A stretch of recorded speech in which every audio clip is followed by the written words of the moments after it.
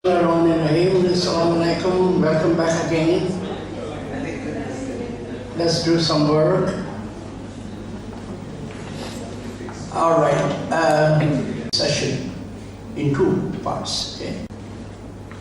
This suggestion that I made to you, whether there are people here who would be interested in writing a short paper for the economic letters. Okay? Okay? That's one of the things. So how do I'll pick it up from a very good comment that was made.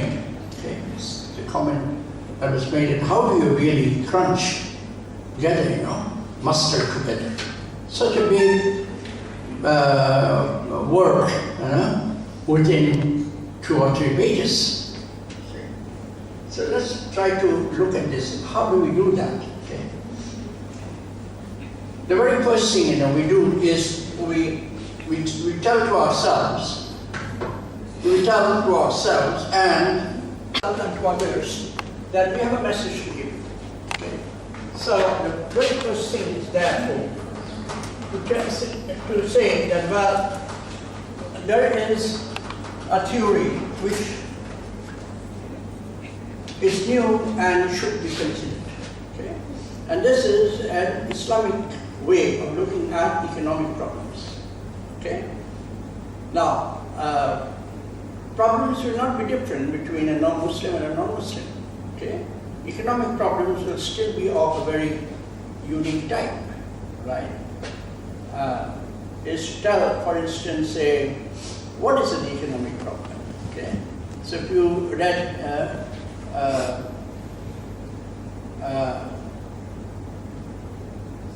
I forget the title of the paper. It was written by Stigler. Okay, for quite some time ago in the American Economic Review, and he said, "What do economists do?" He said, what makes economic theory?"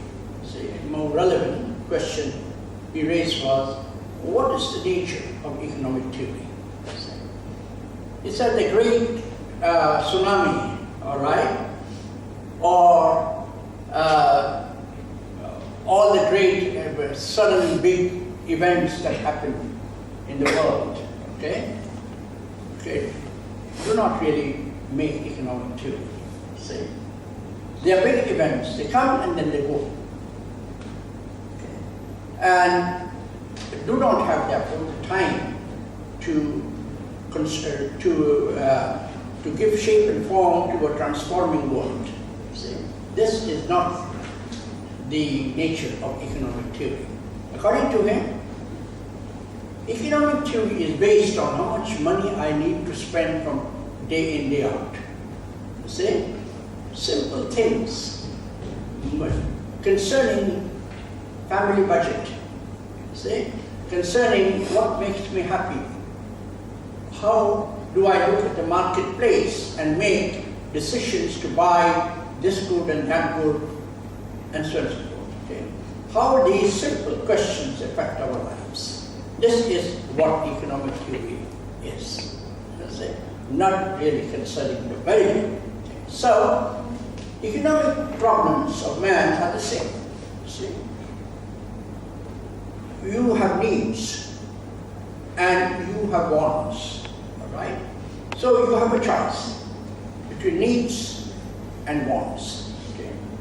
Now, as an individual, you have also objectives, okay? That if you choose certain kinds of goods, needs or wants, then you will make yourself and your family, that is household utility, household happy.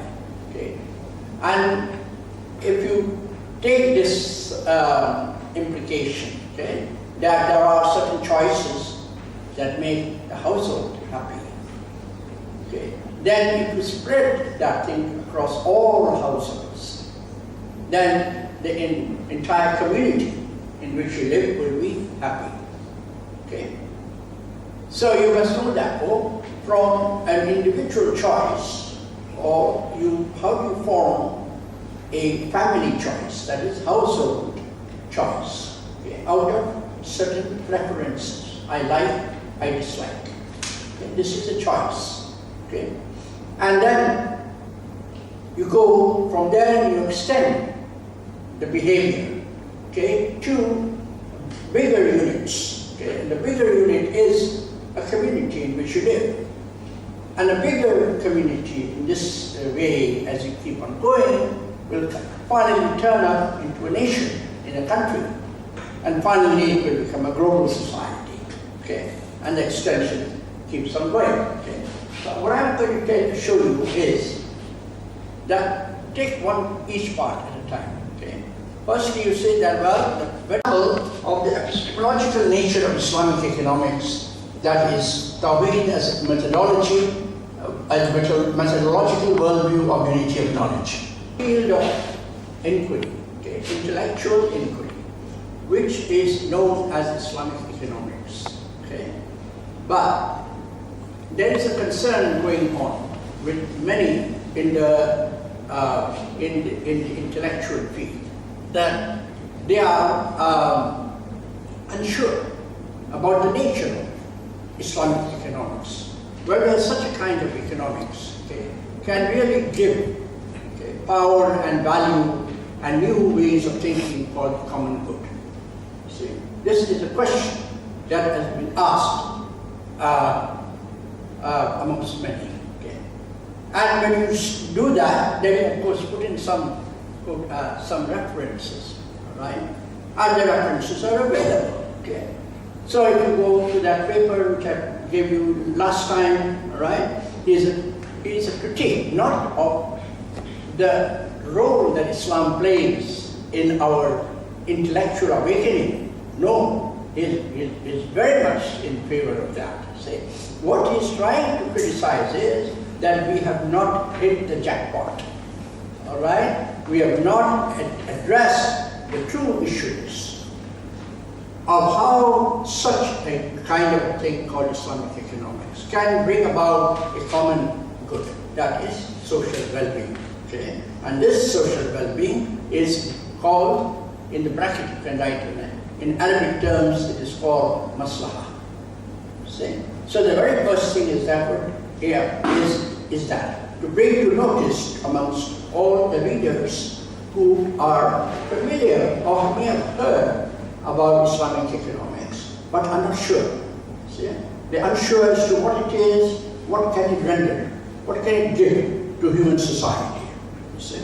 And then you are asked, telling them that Islamic economics is a field that gives a new way of looking at, okay, a new way of looking at the organization of resources for the common good.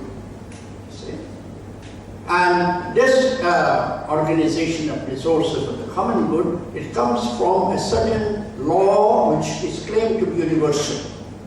So it makes no difference between a Muslim or a non-Muslim. It attends the economic problem. Okay? And you will go and give a bracket called Heilbronner, okay, Robert Heilbronner's, okay, the economic problem. And you will say that this fundamental new grain of thinking is based on the unity of knowledge. See, unity of knowledge is an epistemological concept. See, is an epistemological concept based on that the world that we live in, experience, is a unified whole. See, is unified between the good things of life and not the good things of life. Okay, so that's therefore we make our premise, the rising point, to be a certain fundamental, what do you call, axiom. Okay, axiom, you know what is an axiom? Usul. It's a fundamental root. Okay, it's a statement which is fundamental. This is the unity of knowledge.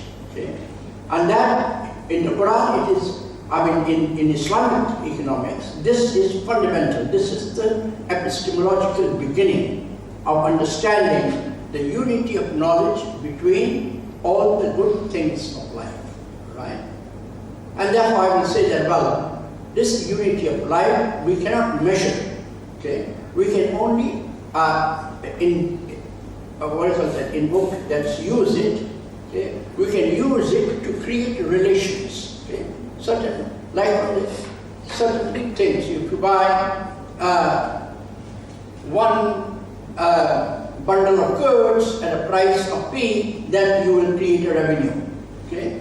P times the bundle of goods. Okay?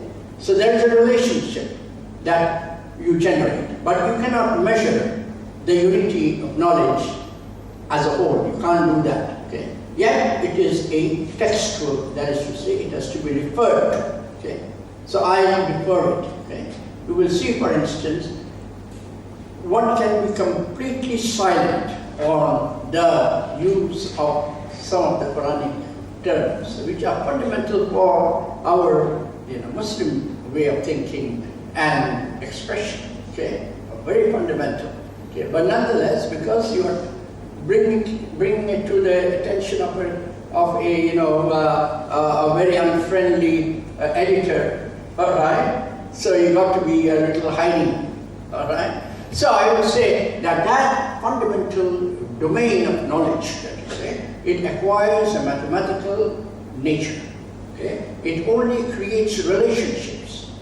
You see? The fact of the matter is, we don't create God.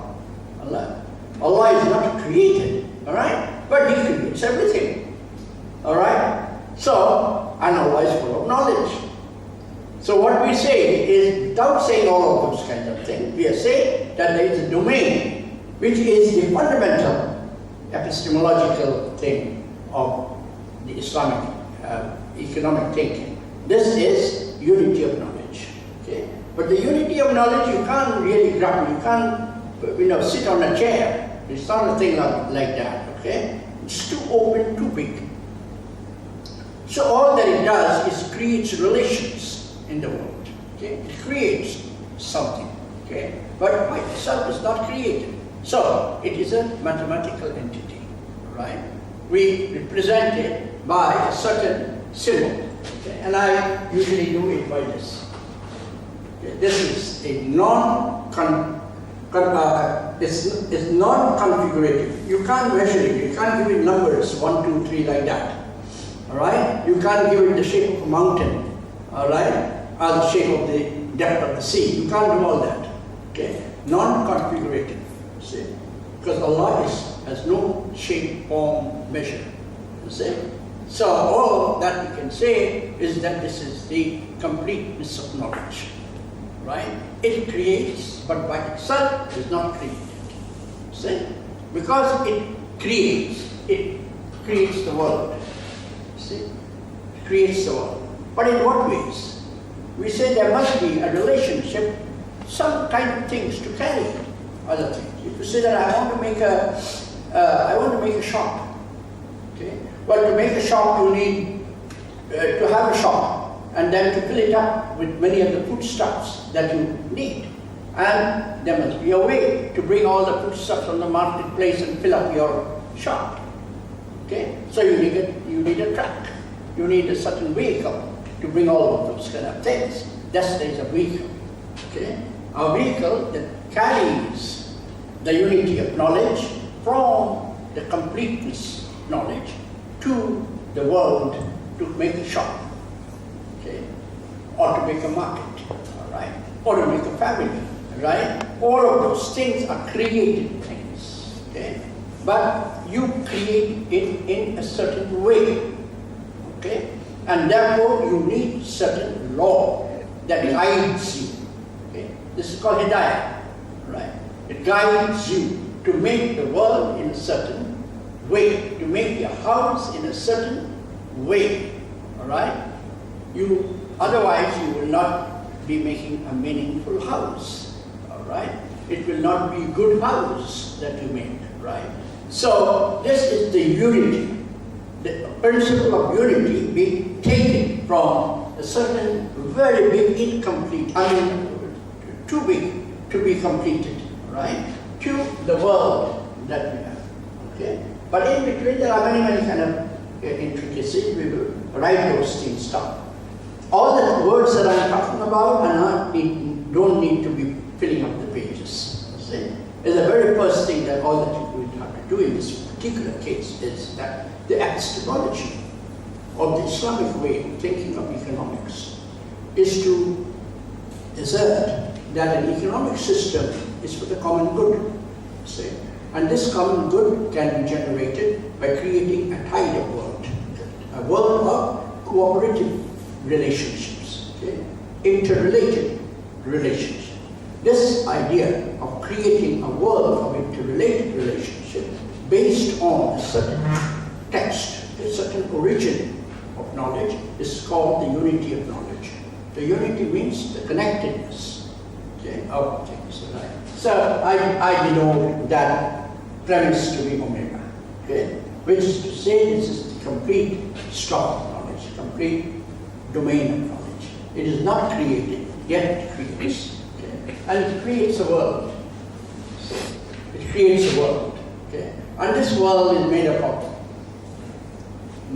endless, indefinite number of things. Okay? So you have markets for sugar, you have markets for tea, you have markets for coffee, and so on and so forth.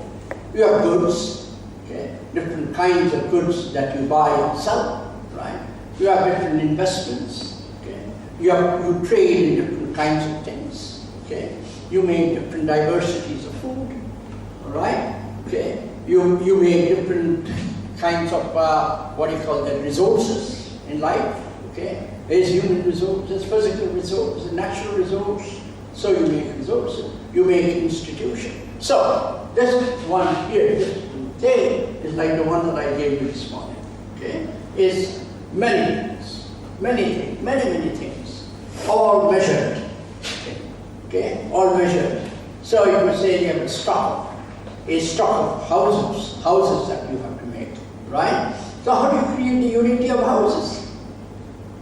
All right? I'm quite sure in your country, as well as everywhere else, that you have to leave a certain amount of space between buildings, right? You can't just make two buildings come and join together.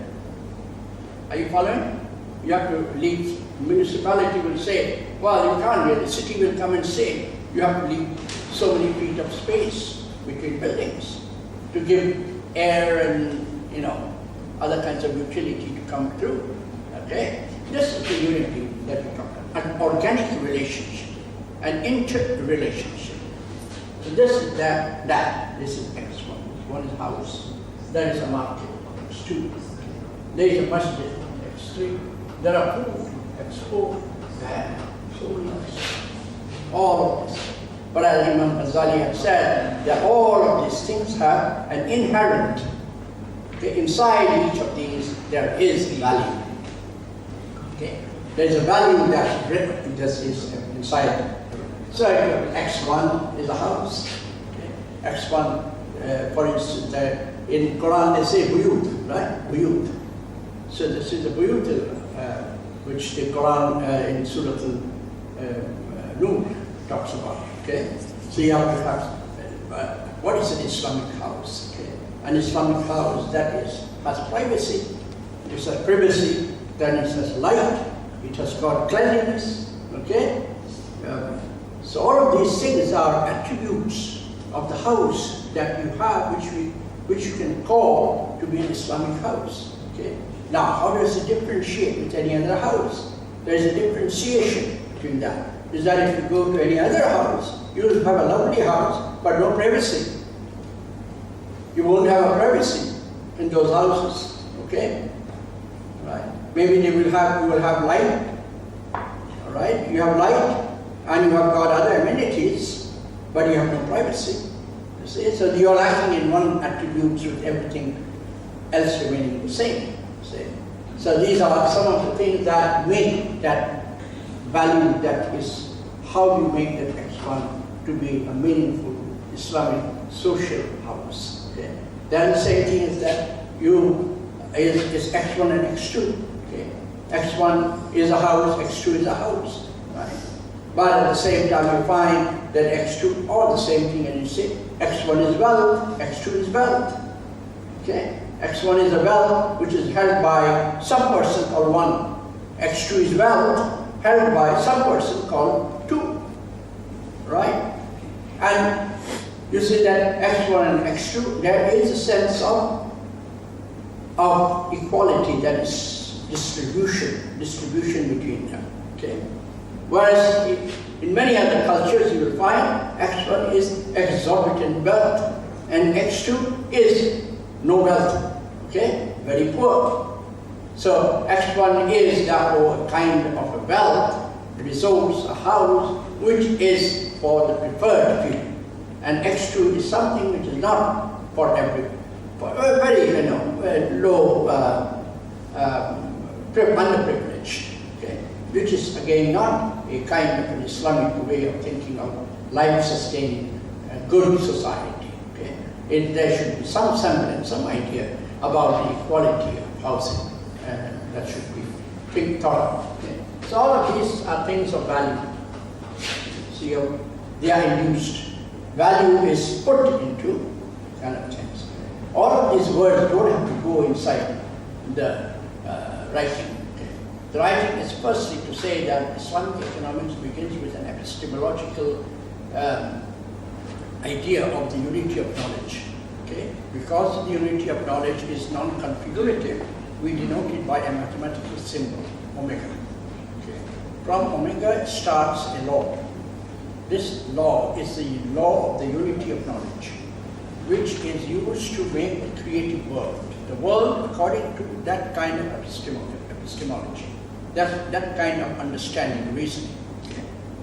And there is a relationship between omega, which is a complete stock of knowledge of unity, and the world that is made, according to the shape of omega.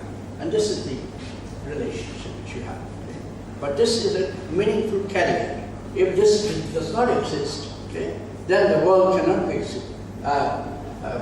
cannot be formed by omega. Okay. This world that will be there will be just wishy-washy.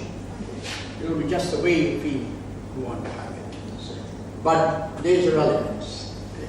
You have to make the world in the light of omega. That is to say, make the world according to the law of omega. Okay. And this is its function. It is a mapping. Okay. And I usually denote it by S. S is, what is S? What do you think is S? According to the Islamic way of really thinking into it, which we are not going to put in the paper, omega is Quran. See? Omega is the Quran. It is the embodiment of the stock of knowledge. All that is there. And a part of that is brought into the world. See? And this S that has is a carrier. It carries the Quran to the world. What can be that carrier? It's Sunnah.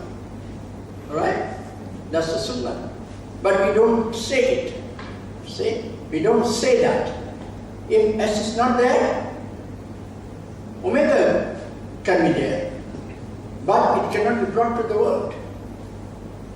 Because you will think in one way of bringing it to the world, I will think another. We will have over-determination of epistemologies. See? Different ways of thinking of different things. See? And we will never agree on things. See? Thus the unity, principle of unity will be lost. See? You think the way you want to think, I think the way I want to think. Right? So there is no guided way of really making our mind together. See? Training the mind. See? This is the world. And the world is made up of these things. Okay? Very, very many different things. Right? And I want these things, this world to be a united world. See? A world of unity. Okay? So, in that you will have X1 and X2, two kinds of wealth. Okay? Not one extraordinarily big, very rich, and another one very poor. Okay? That would be a sure sign of inequality. Right? I would like to, the Islamic world would like to see a sense of equality, a sense of equality. It does not really make everyone X1 equal to X2, right? But it is a sense of equality. Okay? And likewise, you have other kinds of things, X3, X4. Okay? You talk about X3 as financial level development, Expo has trade, right? Trade and financial development. And if you say X3 is too big, that is the financial world, is too big, and trade is too small, you see, then there is a mistake, all right? Then there is a problem. Right? And these are also laid down in the economic literature. For instance, Imam Ghazali, who we were talking about today, okay? He would say in his words, in his writings, all right, that if you have too much wealth in the world, you are a man of the world. See? If there is too much wealth that you have, you will look for. Because he was saying that in a world of equality, of not too big, too rich, that is to say, you united together, you will not have too much wealth, any one of you. But together you might have good wealth. See? So the social wealth of the nation might be big, but the individual wealth might not be too big. Are you following? Because the population will, according to the population, you will divide the total wealth by the population. And you will get an average wealth, right? And individual wealth will be somewhere around that, Okay? So individual wealth will not be extraordinary. Okay? But these are not things that we will write. Okay? And so this is the function. Okay? That is this one. And I want to now interconnect these things. Why? Because we're talking about a certain law. Okay? The law of the unity of knowledge coming from Omega, being carried by S and putting it in the construction of the world. And that puts the nature of that world that you construct would be to get unified. What does it mean, unified? See, it means organic relationship. Are you following? What is an organic relationship? It's like a soup bowl. Okay? In soup, that soup that you take, right? You don't see, do you see spices floating? Spice is all mixed up. All right? So the unity principle of Islam, of Quran, is not that everyone will be equally rich, everyone will be equally poor. It's not that. It's an organic relationship. You see? One with the other. One with the other. So if you read many, many verses of Quran is talking about the nature of unity in the form of organic relationship. Okay? So I want to establish organic relationships. Okay? So this is my world. I want to evaluate that world. You see? Even for instance, the Khalifa. Okay? They were asked by common people, how did you get that extra amount of dress? You know, when we all were small ones. You know, this is from booty. You know what is booty? Mal Ghanima. See, from the war. Right? They used to bring the booty from the war and distribute it to people. Right? So it happened that when Caliph Umar got something bigger and all others got small ones.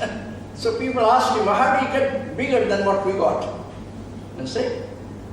So this amount of, this is evaluation. You see?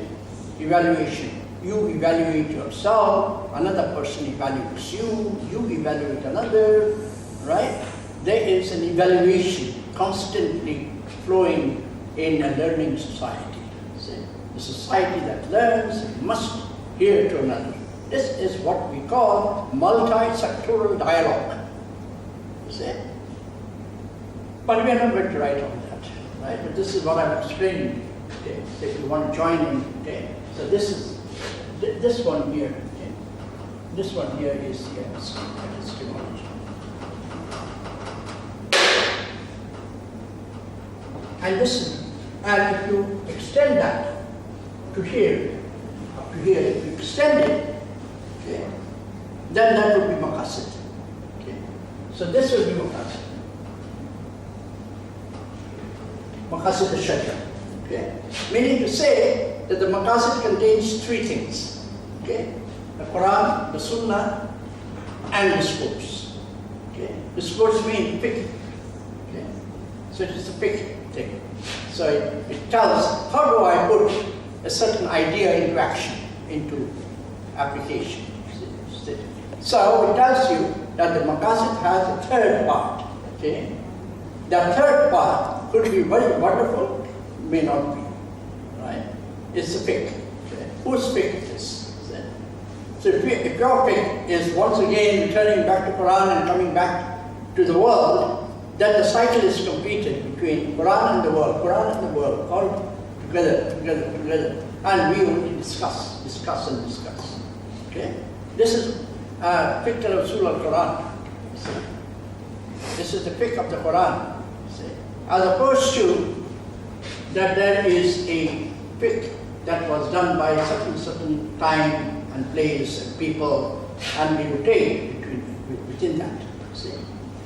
We rotate. Okay? So the 5 injunctions of the maqasid al-Sharia is what was given at the time by Ghazali and Imam Shatibi and others.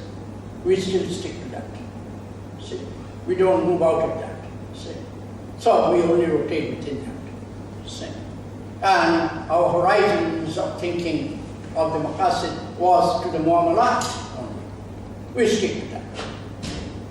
So this is what is rotating within traditionalism. Okay? Within traditionalism. But the bigger usul al-Quran would be, look at the world in much bigger way as the law of Allah, that is Tawheed, enables you to look. Okay? So that is maqasid. This one, the entire thing, is the maqasid.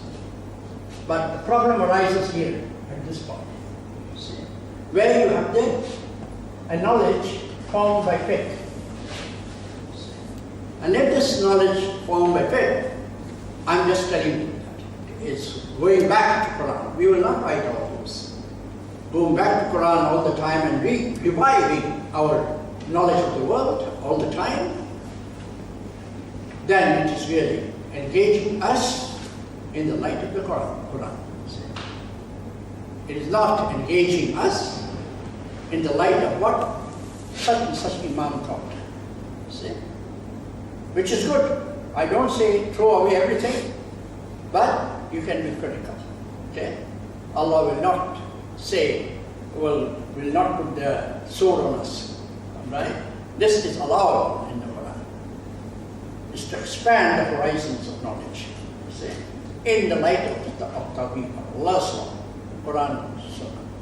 But not necessarily. You can argue, you can be different, you can even deny, see, the arguments left behind by the various, what do we call them, sects of society, Islam, Muslim, right, Muslim. So this is it. And once you are there, you evaluate, right? Evaluate this system. Okay. This system, that is to say, you evaluate the world, and the world is our common problem. Okay. The non-Muslims do not like unemployment. They don't like high price struggle, right? They like to live in a nice, comfortable house.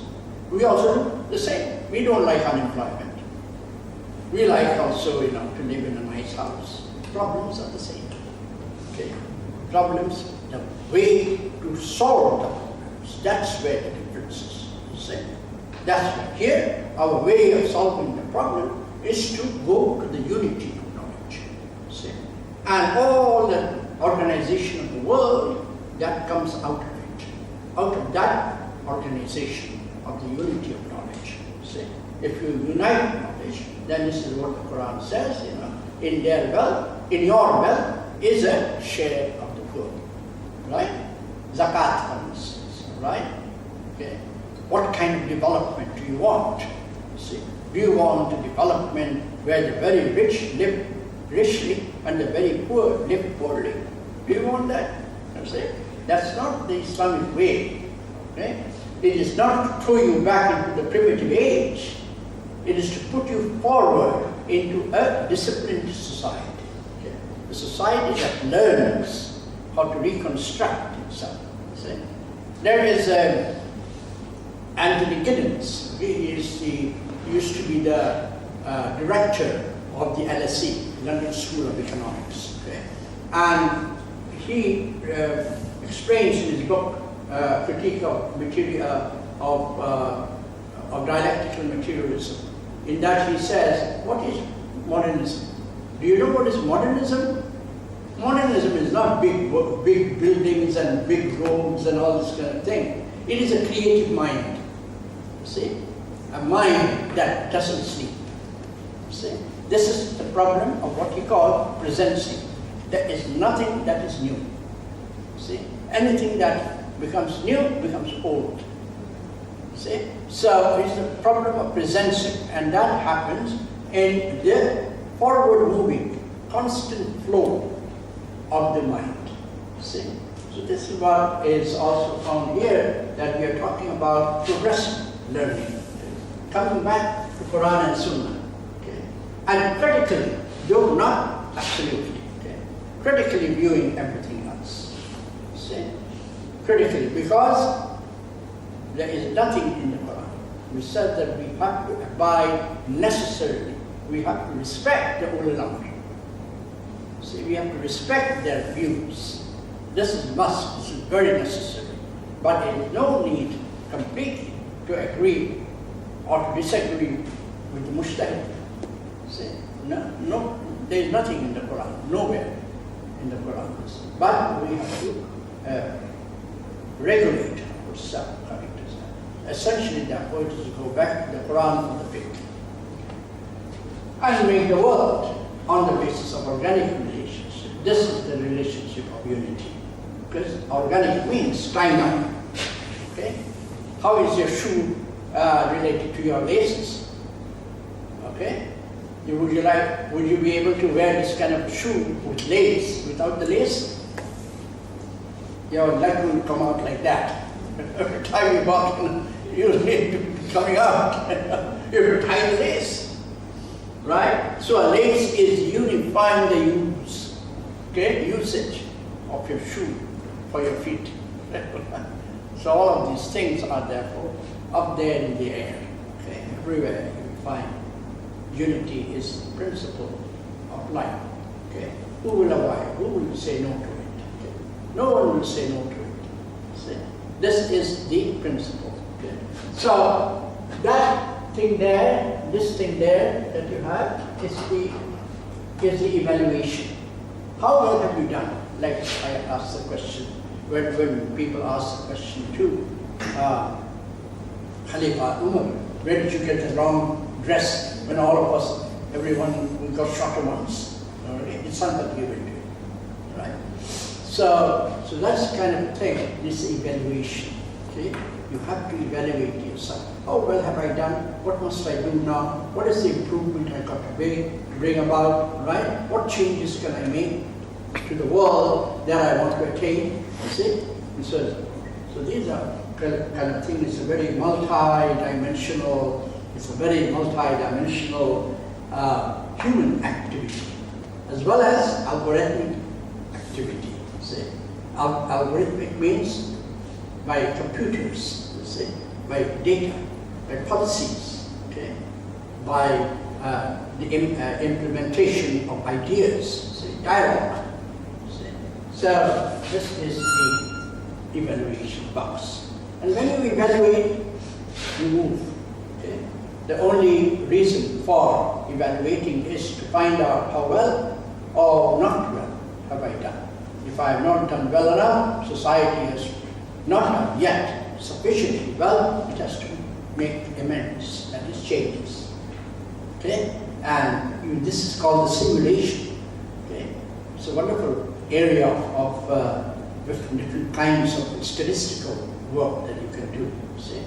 Very different kinds. Or if you're not good at statistical work, better not. Ask someone else to do it. See? Ask someone else to do it. I don't do the statistical work myself, I just give the idea. And someone else does it for me, thanks.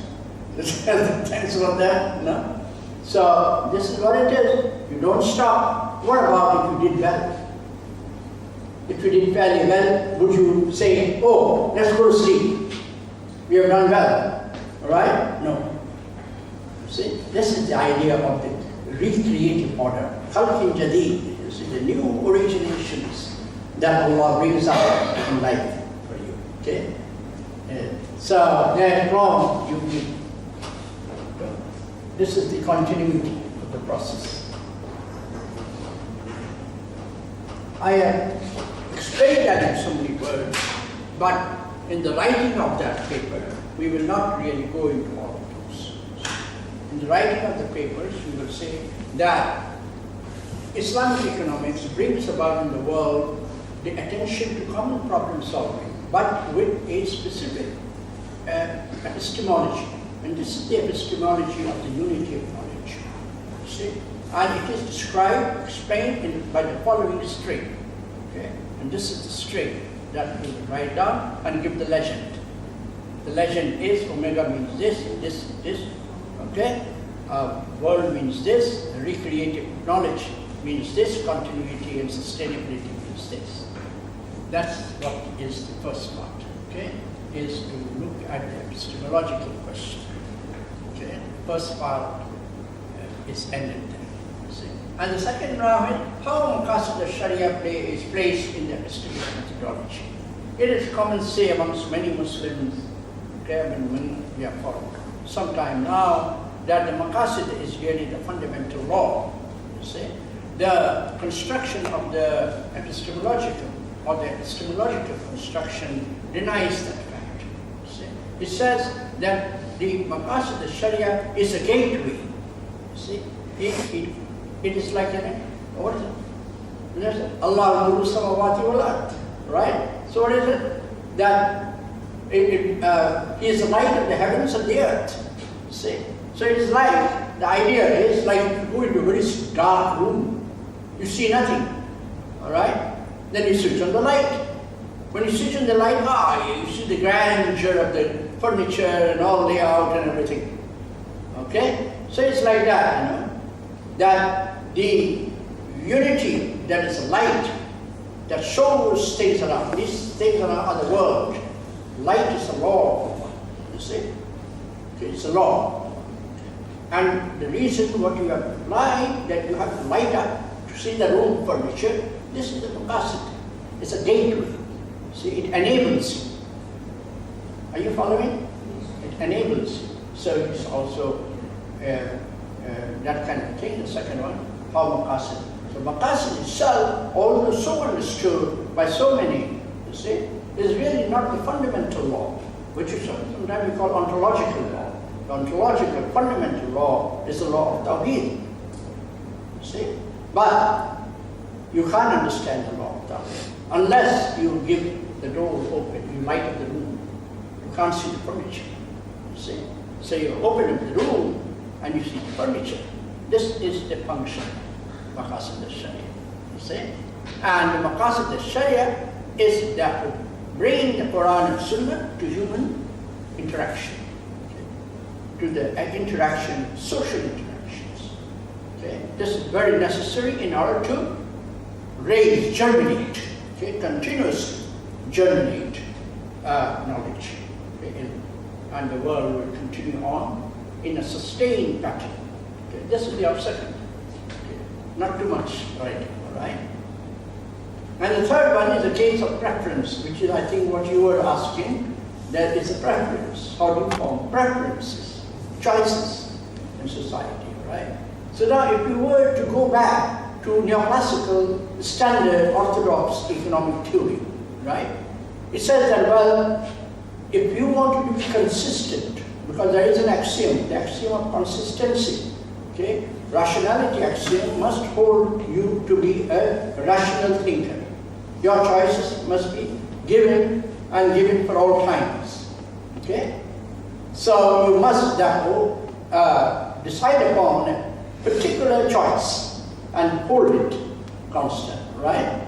And according to that choice, you will therefore allocate your budget, okay? Between tea and coffee, between holiday and staying at home,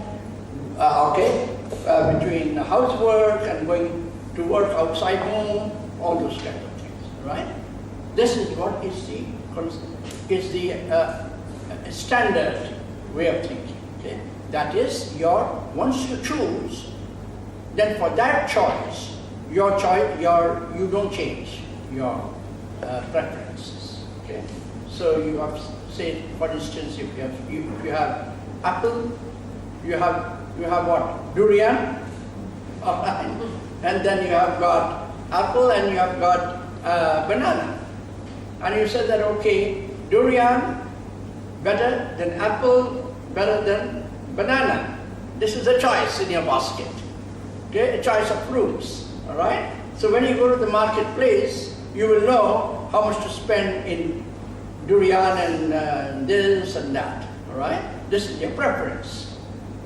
Okay. You cannot say at home you just said durian to that, right? But you can't just say, just stepping out of your home, I changed my mind. I changed my mind and I placed durian last. So there's no change. See? This is consistency. Okay? So in order to hold consistent decision, this is it. But if you have knowledge in the system, see? If you are continuously learning and learning and learning, okay? Then that learning will not keep this to be like that. See? You will change. You will change decision, prospect, this and that. Many things will happen in the marketplace from the time you leave your home to go to the marketplace. Many things, many decisions will change. Hence, a continuously learning world cannot hold preferences constant. See? It has to allow for dynamic preferences. See? Likewise, who makes preferences? You and I. We are individuals, we make it. And then, as I said to you, when we make our preferences and choices, we influence our households, we influence our communities, and then we go on. From there on, we influence the nation. See? So, as I'm saying, that preference is very fundamental for Islamic economics. See? Why? Because in Islam, ethics is very important. And even more important than ethics is morality. See? Is morality. Morality and ethics are learning systems. See? Because we cannot, the thing is that we can be moral, but we cannot be perfectly moral. See? We can be ethical, but we cannot be perfectly ethical. Okay? Perfectly moral is the attribute of Allah. See? Cannot be. So all that we do in a learning world is to come nearer and nearer, nearer and nearer, nearer and nearer to be better. Okay? So we simulate our choices. This is the simulating dynamic changes in the choices we make and our preferences. They change. Okay? This function is done at the micro level, at the level where decisions can be made. Okay? And there is another part of economics you will know about, macro. Macroeconomics is not a place of decisions. It is a place of influencing policies, okay? Putting policies into a disturbed economic system. So it's a different kind. There's no preferences formed at the macro level. See? So, therefore we said about fiscal policy, government expenditure, all right? How are we going? If you want to make zakat, all right, to become as your fiscal policy, okay? That is your financial, public finance. You want zakat to occupy a very big part, okay, of your fiscal, that is to say, your public finance, okay? Which should be, right? Should be done that. Now how that public finance is a macro, it is public finance, okay? But who pays the zakat? You pay I pay the zakat, you see? So it's my preferences that determine the public choice, right? Are you following? The public choice is to make zakat into a public finance. And it's my decision to make that fund called public finance with zakat. So I pay the zakat and the government puts it into a activity, see, zakat activity. So, hence therefore, we have to now go and give an example. Okay? An example is the unity of knowledge is prevalent. It forms itself, shows itself in preference selection at the micro. See? And we can, I hope we can get a small, what do you call that, matrix. Matrix is a game theoretic explanation of these things, right? Kind of things. We need to see how it can be done. See? So that can be done, of course. And that's all. From there on, we will develop that. Therefore, what is an economy according to the Islamic? What is an Islamic economy? Therefore, at the end, you are answering the question that you asked, you started up with in the first place. What is an Islamic economy?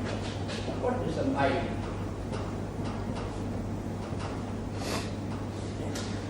What is an Islamic economics? Right? On this idea, along the same lines, there is a Nobel laureate, Gerard de Brugge.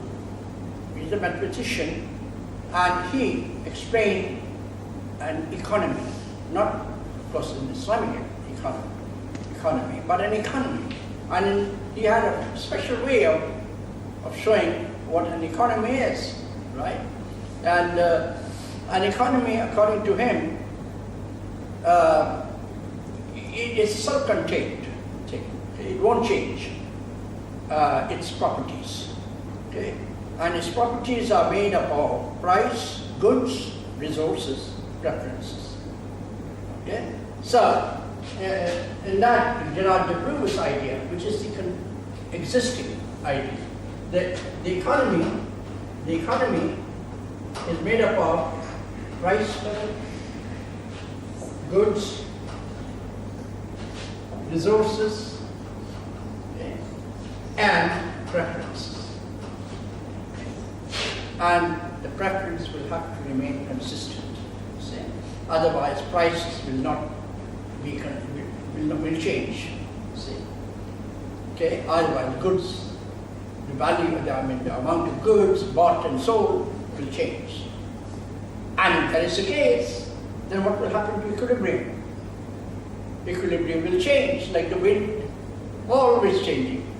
So that holds the axiom of consistency as given, preferences as data. See, it is given, okay? And according to that datum is data, then you make the economy on a set of consistent rules, right? But Islamic economics, our fundamental thing is knowledge. See? We live in a world not of markets, but learning markets. Markets that learn along with households because of the unity principle. You see? Both are interchanging organically. They're learning from each other. You see? Different markets, they call multi-markets. Okay? They learn from each other. The market of coffee and the market of tea, see? They learn from each other by looking at their demand and supply and price and quantity and other kinds of preferences. So they interrelate with each other. See? Our national economy and the world economy, they interrelate, called the repercussion effect. See? So, first thing is theta. So when you have theta, what has happened really to price? Firstly, you see, when you have theta, which is learning, something that you learn always to be better, okay?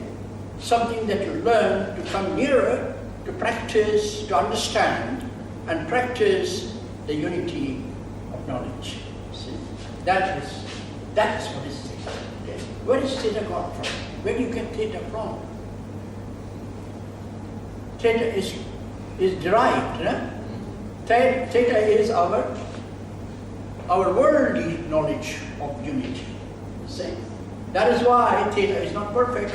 It is learning. So theta must come from an epistemology. See? So this theta is essentially coming from here. See, omega S. Allah gives the knowledge. See, fundamental. This is called ontology, law. The law is given by Allah, and it is brought by the Sunnah, and the two together, they create the fiqh, whatever fiqh you want to call it, all right? It is what I call it is a usul al-fiqh al-Quran, see? So, if you have that, then you have that fiqh, all right? And whatever it is, even if you say it's a mujtahid's fiqh, okay? Or traditional fiqh, but it comes from somewhere, okay? So, theta comes from this knowledge of the world of unity, how I'm going to make the world, okay? Comes from, like for instance, if you want to make cheese, you need milk, all right? So milk and cheese go together. And then on top of that, you would like to add some more flavor and all this kind of thing. All go together, see? If you want to make an agriculture, see? An economy which is an agricultural economy, you will give diversity, okay? All different diversities to the kind of agriculture you want, see? By interrelating one with the other, okay? In so many different ways, physically as well as financially, see? So, it's all there in the air, okay? Theta is the main is making learning, and therefore where am I now? I'm not here, I'm there. I'm not there, I'm there. You see? Because my mind is shifting in innovations. Okay? Innovation. This is technological shift. This is what Anthony Giddens was saying, the problem of modernity. All right? What truly is modernity? Modernism is presencing. Okay? Presencing means that how quickly you can go from one stage of development into another. See? And the more you learn, the faster you move, you see, along this pattern of development. See? So theta is like, it's there. So knowledge is always fluid. Okay, it's fluid, right? And when there is knowledge happens on the space. Right? I want to make a choice. But when you want to make a choice, well, I say I want to make a choice in the marketplace. Okay? So I'm making a choice of goods and this and that. Okay? So here is space. And we finish from here, and finally from there, it has to be time. See? At a certain point in time, you have made a decision. See? You have made a decision in time. Okay? Now that data is coming from that. Yes. And we said that I'm here, but I'm not here. I'm there. I'm there, but I'm not there. I'm somewhere else. All right. I'm learning. See. So we are all continuously learning. Okay? This is the property of continuity. See. It gives you the idea of intertemporal efficiency. Okay. Intertemporal consistency, but not like the classical type attitude. So this is the knowledge, the space, and the time. That is where you enter the room and you switch on the light, say, and you got the knowledge you had and you saw something, okay? And you saw the room of furniture, right? At a given point in time. At that point in time, see? But at a different point in time, this will continue. This phenomenon will continue. And so the economy will evolve. See? The economy will also go like that. See? It will go from this point to that point. See? There's many points in between. So A1 will be one point where you are making decisions at that point of time on the basis of knowledge and on the basis of things. Okay? And then you will go to A2 because the economy has shifted. Okay? Your innovations, your technology, your orientation, your expectations have changed. You go to A3, and this whole thing is therefore a collection of economies. You see. This is the economics of Islam. You see. In the economic of Islam, you have a continuous evolution that is pattern, a continuous learning pattern over three phases. Three phases. You see. Knowledge, which is fundamental. Two, space, the things where they are, time, when they are, see, and continuity of this, or take it over history. This is history. That is the learning part. So we have done these three. All this, many words that I've used need not be put in the paper. See? They need not be put in the paper. Only that needs to be a summary of the ideas that you have. See? Anyway, that is all that I need to give you. Right.